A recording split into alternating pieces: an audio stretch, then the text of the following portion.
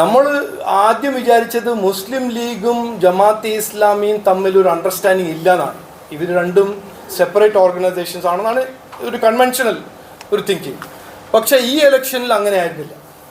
ഇനിയിപ്പോൾ അത് permanent understanding ആണോ, ഈ ഇലക്ഷന് വേണ്ടിയായിരുന്നോ, അത് അവർ ക്ലാരിഫൈ ചെയ്യട്ടെ. പക്ഷേ ജമാഅത്തെ ഇസ്ലാമി പറയുന്ന കാര്യങ്ങളും മുസ്ലിം ലീഗ് പറയുന്ന കാര്യങ്ങളും ഒരു നല്ല ഒരു അണ്ടർസ്റ്റാൻഡിങ്, ഒരു അന്തർധാരണ ഉണ്ടെന്നാണ് ഞങ്ങളുടെ ഒരു അഭിപ്രായം. അതാണെങ്കിൽ അത് കറക്റ്റല്ല.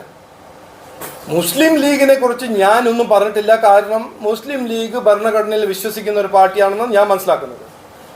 നാടിൻ്റെ വികസനത്തിനെ കുറിച്ച് അവർക്കൊരു അഭിപ്രായമുണ്ട്, അത് ആഗ്രഹിക്കുന്ന പാർട്ടിയാണ് ഇതുവരെ മനസ്സിലാക്കിയത്. പക്ഷേ കൊടുങ്ങല്ലൂരും മറ്റേ എത്രയോ സ്ഥലത്ത് അവർ ചെയ്ത കാര്യങ്ങൾ നമ്മൾ കണ്ട് പരിശോധിച്ച് പഠിക്കുമ്പോൾ അതാണോ എന്നൊരു ചോദ്യമുണ്ട്. അതിനൊരു ചർച്ച നടത്തണം. അവർ ക്ലാരിഫൈ ചെയ്യട്ടെ ഞങ്ങൾ ജമാഅത്തെ ഇസ്ലാമിൻ്റെ ഒപ്പം അല്ലാന്ന്.